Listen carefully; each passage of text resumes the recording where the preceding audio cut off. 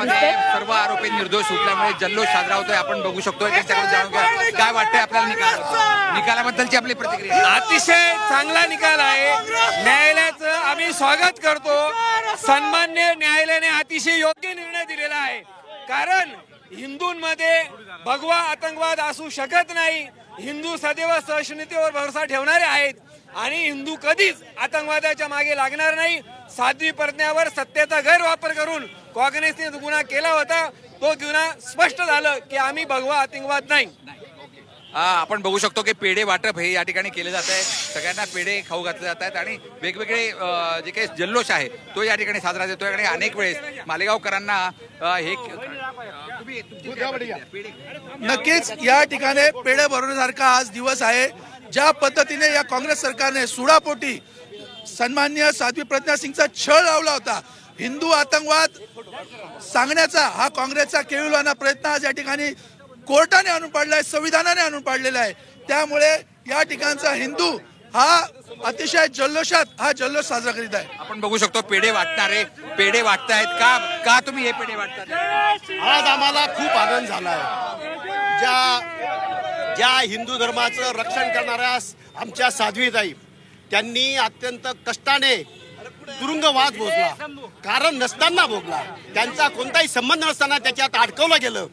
आणि ह्या सगळ्या प्रकाराला निंदनीय बाब अशी आहे की काँग्रेसने, खास करून काँग्रेसच्याच नेत्यांनी त्याला भगवा आतंकवाद नाव दिलं। त्यामुळे आमच्या मनामध्ये संतप्त भावना होत्या, आम्ही अत्यंत संतापलेलो होतो।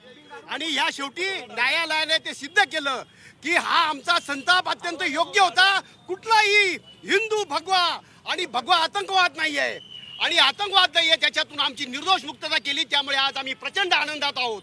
आम्हाला साध्वीजींनी जे काही भोगलं आहे ते आम्हाला अत्यंत क्रूरपणे त्यांना वागणूक दिली आहे। ओके, तुमची काय प्रतिक्रिया आहे? साध्वी प्रज्ञा सिंग यांच्या माध्यमातून अनेक हिंदू प्रेमींना काँग्रेसने त्याच्या राजकीय सत्तेचा गैरवापर करून वर्षानुवर्ष तुरुंगामध्ये डाबलं, त्यांच्यावर अनेक अन्याय आणि अत्याचार झाले।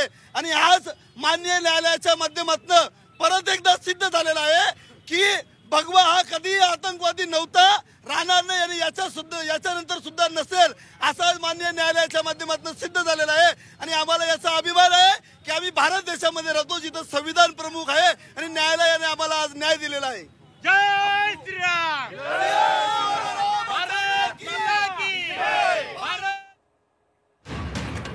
तर मालेगावमध्ये एक जल्लोषाचं वातावरण आहे, आनंद व्यक्त केला जातो, एकमेकांना मिठाई भरवली जाते आणि हा निकाल अपेक्षित होता, अशा प्रकारच्या या प्रतिक्रिया मालेगावकरांमधून आता येऊ लागलेल्या आहेत। 17 वर्ष या सर्व आरोपींनी एक प्रकारे भोगलेला आहे। साध्वी प्रज्ञा सिंग ठाकूर यांच्या संदर्भात प्रतिक्रिया देताना या मालेगावकरांची ही सगळी प्रतिक्रिया आपण पाहत होतो।